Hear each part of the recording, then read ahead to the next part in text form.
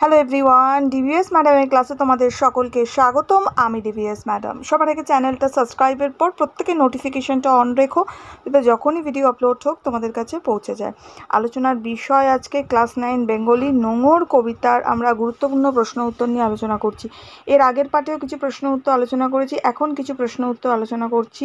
ছোট প্রশ্ন বড় প্রশ্ন সব থাকবে, তো অবশ্যই ভালো করে ফলো করতে হবে। ওকে, অর্থাৎ 5 নম্বরেরও প্রশ্ন আমি কিছু দেবো। ঠিক আছে, শুরু করা যাক। ভিডিওটা বেশি থেকে বেশি লাইক শেয়ার করো। আমি যা যা আলোচনা করেছি সব প্লেলিস্টে আছে, রচনাও প্লেলিস্টে আছে, তোমরা দেখে নিও। শুরু করা যাক। সবার প্রথমের প্রশ্ন, নোঙরের কাছি বাঁধা তবু এ নৌকা চিরকাল। তবু এ শব্দটি ব্যবহার করা হয়েছে কেন, বা ব্যবহার করার কারণ কি? উত্তর আমরা লিখব, নোঙর কবিতার রচয়িতা কবি অজিত দত্ত দূর সমুদ্র পাড়ে পাড়ি দেওয়ার কথা কবিতায় বলেছেন।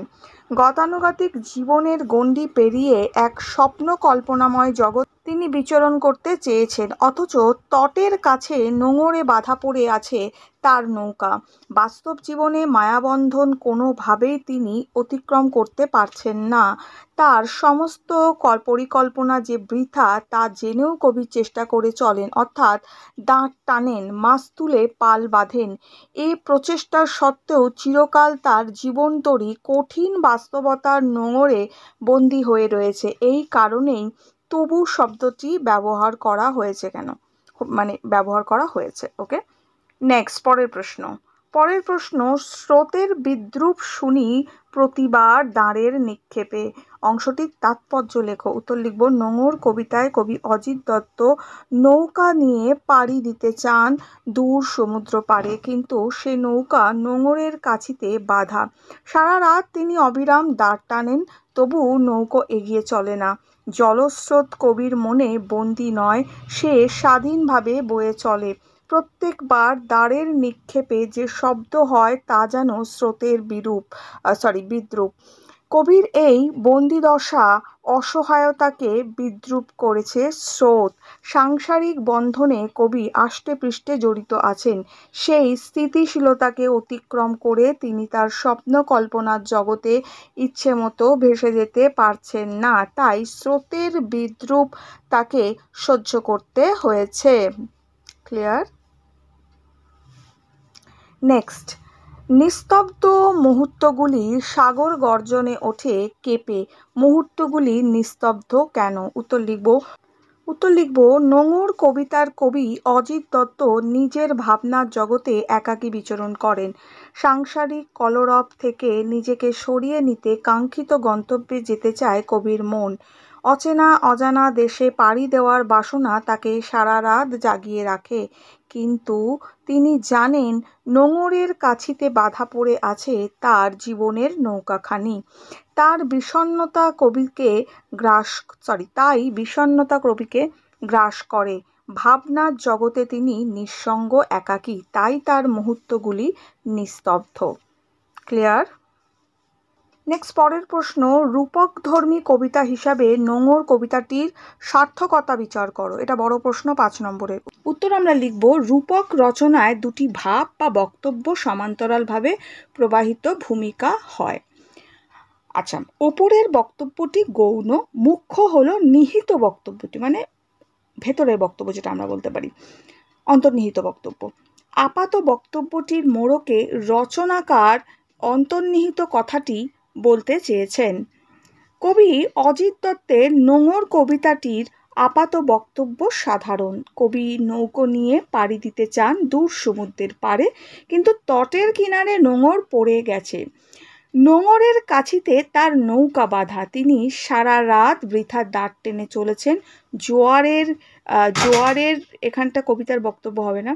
জোয়ারের ঢেউগুলি সমুদ্রপানে ছুটে চলেছে। ভাটার সময় সমুদ্রের স্রোত নিষ্প্রাণ হয়ে পড়ে। কবি দাঁড় টানেন, মাছ তুলে পাল বাঁধেন, তবু নৌকা সচল হয় না। ঢেউগুলি নৌকায় মাথায় ঠোকে। স্রোত তাকে যেন বিদ্রূপ করে। পণ্য ভরা বাণিজ্য তরী নিয়ে কবিতার সপ্তসিন্ধু পাড়ি দেওয়া হয় কবির আর সপ্তসিন্ধু পাড়ি দেওয়া হয় না। নেক্সট আমরা লিখব, এবার আমরা দুটো লাইনকে কবিতার থেকে তুলব। আমরা লিখলাম আগে কি, যে পণ্য ভরা বাণিজ্য তরী নিয়ে কবিতার সপ্তসিন্ধু পাড়ি দেওয়া হয় না। ওকে, অর্থাৎ নোঙর অর্থাৎ বাধা পড়ছে আর কি। তো একেবারে কবিতার লাইন আমরা কি দেব, তরী ভরা পণ্য নিয়ে পাড়ি দিতে সপ্তসিন্ধু পারে, নোঙর কখন জানি না পড়ে গেছে তটের কিনারে। ওকে, তরী ভরা পণ্য নিয়ে পাড়ি দিতে সপ্তসিন্ধু পারে, নোঙর কখন পড়ে গেছে জানি না তটের কিনারে। নেক্সট আমরা লিখব, এই আপাত বক্তব্যের আড়ালে কবি বলতে চেয়েছেন কাঙ্ক্ষিত লক্ষ্যে পৌঁছানোর উদ্দেশ্যে মানুষ যখন আজীবন সঞ্চয় তথা বাণিজ্য তরীটি নিয়ে পাড়ি দিতে চায় দূর সিন্ধু পারে, তখন নোঙর অর্থাৎ জাগতিক বন্ধন যে যাত্রাপথে প্রতিবন্ধক হয়ে দাঁড়ায়। বহমান সময় সমুদ্রের জোয়ার ভাটার মতো আসা সুখ দুঃখ ভিন্ন ভিন্ন মাত্রায় স্পর্শ করে যায় তার সুদূর পিয়াসী মনকে। দাঁত টেনে মাছ তুলে পাল বেঁধে জীবনভর বিরামহীন চেষ্টা চালিয়েও নোঙরের বন্ধন আলগা করতে পারে না সে। তার সব চেষ্টাই চালিয়েও নোঙরের বন্ধন আলগা করতে পারে না সে, তার সব চেষ্টাই ব্যর্থ হয়ে যায়। ওকে, নেক্সট, যতই না দাঁত টানি যতই না মাছ তুলে বাঁধি পাল, নোঙরের কাছি বাঁধা তবুও এ নৌকা চিরকাল। আবার এখানে দুটো আমরা লাইন তুলব, তারপরে একটুখানি উপসংহার দিয়ে ছেড়ে দেবো। নেক্সট আমরা দেব, প্রতি পদক্ষেপে তাকে অনুভব করতে হয় ব্যর্থতার গ্লানি। এই ব্যর্থতা কবিকে বিষণ্ণ করে। বন্ধন মুক্তির ব্যাকুলতা নিয়েই সারা জীবন কাটিয়ে দেয় অসহায় মানুষ।